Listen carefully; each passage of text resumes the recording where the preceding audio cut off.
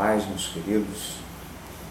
Nós estamos aqui meditando mais uma vez na palavra do Senhor, quase chegando ao final, chegando no capítulo 27 de Mateus, próximo 28 ao final, que você possa estar meditando neste Evangelho e deixando Cristo entrar em seu coração. Na verdade, quando lemos os Evangelhos com reverência, com temor, com amor, com adoração, nós estamos recebendo o Senhor Jesus e deixando Ele reinar em nós. Mas aqui no capítulo 27 de Mateus, nós temos o ápice do Evangelho de Mateus. Porque Cristo veio e falou com os discípulos vários momentos: eu vim, eu vou ser preso, vou ser humilhado, vou ser açoitado, vou ser crucificado e vou ressuscitar ao terceiro dia. Então, capítulo 27 e 28 é a finalização desses acontecimentos, tão importantes para o cristianismo. Porque, na verdade, a morte de Jesus é que possibilitou a nossa reconciliação com Deus. Aqui nós temos, ao romper do dia, todos os principais sacerdotes e os anciãos do povo entraram em conselho contra Jesus para o matarem. Então, os sacerdotes, os principais do povo, os principais sacerdotes anciãos, entraram em conselho para matar Jesus. Eles estavam determinados, eles tinham pago falsas testemunhas, eles montaram um processo fraudulento para matar Jesus. Então Judas, o que o traiu, vendo que Jesus fora condenado, tocado de remorso, devolveu as 30 moedas de prata aos principais sacerdotes e aos anciãos, dizendo: bom, Judas, querido, fica com remorso. A palavra não diz que ele se arrependeu. Ele logo depois se enforca, se mata. Então, Judas, a julgar por esta passagem, a maneira como ele fala aqui, com remorso, querendo devolver a moeda de prata, que ele na verdade acabou cooperando com a morte de um homem inocente. E os fariseus falam: isso não é comigo, isso é problema seu. Queridos, apesar de em Judas haver um bom sentimento, ele fez a coisa errada. Nós não temos que ser bom ou ter boas motivações. Nós temos que obedecer a Deus naquilo que Ele nos determina. E nesse ponto Judas falhou. Ele queria de alguma forma que Jesus não fosse condenado. De alguma forma essa não era a expectativa dele. A expectativa de Judas, pelo que indica aqui que está escrito, era que Jesus fosse libertado e que o processo, na verdade, culminasse em outro objetivo. Mas convinha a Jesus, e ele falou que ele fosse capturado, açoitado, humilhado, que ele fosse crucificado para depois ressuscitar. E Judas não entendeu muito bem isso. Eles levam Jesus para Pilatos, e lá em Pilatos ele faz uma série de perguntas para Jesus. E Jesus não responde. Pilatos fica impressionado com aquele homem. E uma cena muito interessante aqui, nesse momento, é essa aqui, versículo 19. Estando ele no tribunal, a sua mulher mandou dizer: não te envolvas com esse justo, porque hoje em sonho muito sofri por seu respeito. Mas os principais sacerdotes e os anciãos persuadiam o povo que pedisse Barrabás e fizesse morrer Jesus. Pilatos já tinha levado Jesus frente à multidão, perguntando: vocês querem soltar Barrabás ou Jesus? E a multidão estava tendendo para Barrabás. E aqui nesse momento, a mulher de Pilatos fala para ele não se envolver com esse justo, que ela teve um sonho. Amados, ficou claro para Pilatos que Jesus era inocente, que não havia uma acusação fundada contra ele, que apesar das testemunhas falsas, não havia motivo para matá-lo.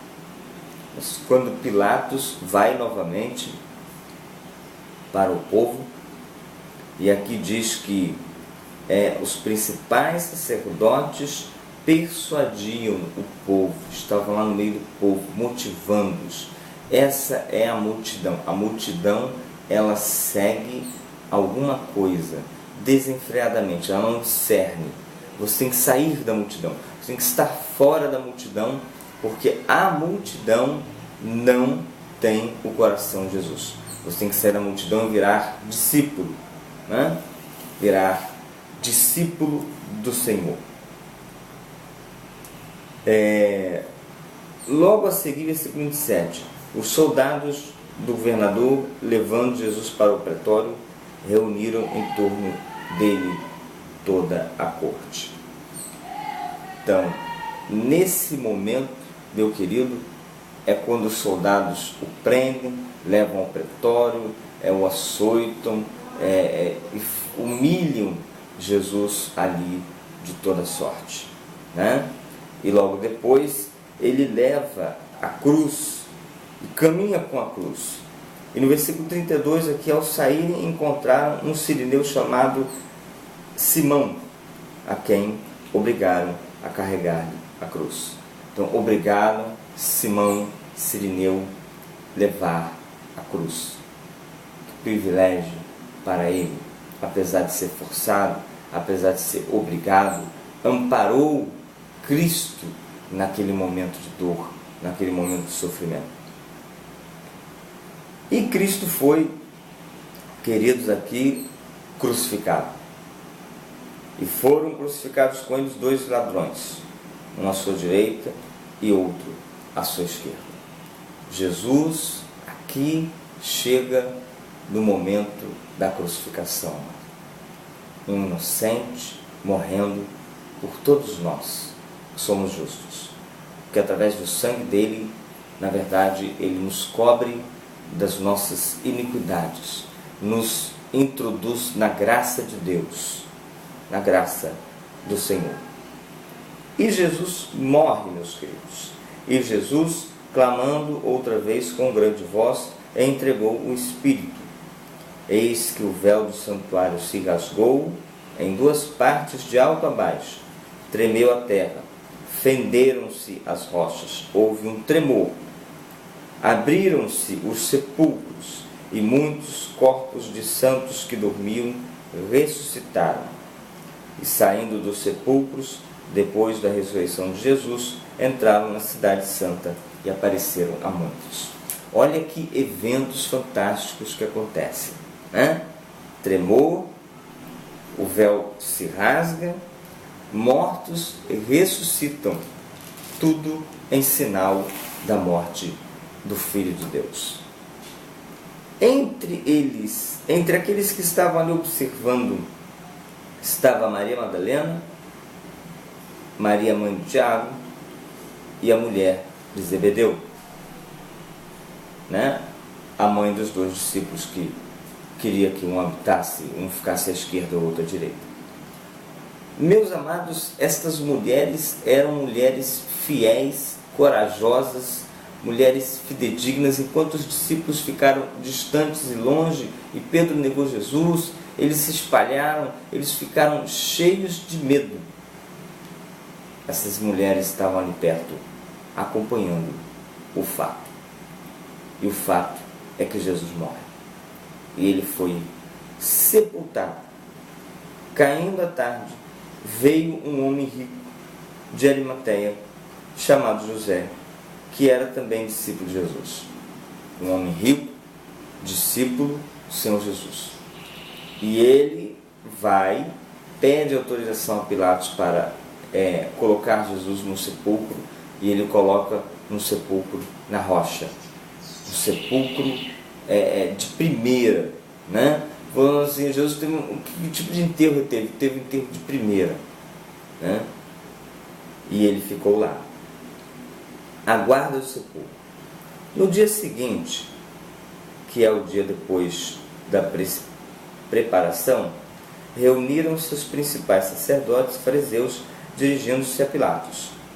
Ordena, pois, que o sepulcro seja guardado com segurança até o terceiro dia, para não suceder que, vindo os discípulos, o roubem e depois digam ao povo: ressuscitou dos mortos, e será o último embuste pior que o primeiro.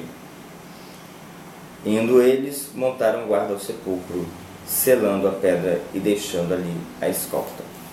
Então, meus queridos, o temor dos fariseus, dos saduceus, dos principais sacerdotes era que o que eles dizem, a farsa de Jesus, se concretizasse na palavra dos fariseus, que essa mentira continuasse sendo espalhada como uma fraude de uma possível ressurreição. Olha que até os fariseus sabiam o que Jesus proclamava de si mesmo, porque ele não proclamou isso apenas para os discípulos, ele proclamou isso para que as pessoas pudessem saber que ele iria ser crucificado e ao terceiro dia ele seria ressuscitado. Amados, quem quer crer, crê. Quem não quer, não crê. Quem quer se comprometer, se compromete. Quem não quer, fica na superficialidade. E nós vemos justamente aqui homens com os olhos completamente fechados à realidade do Filho de Deus.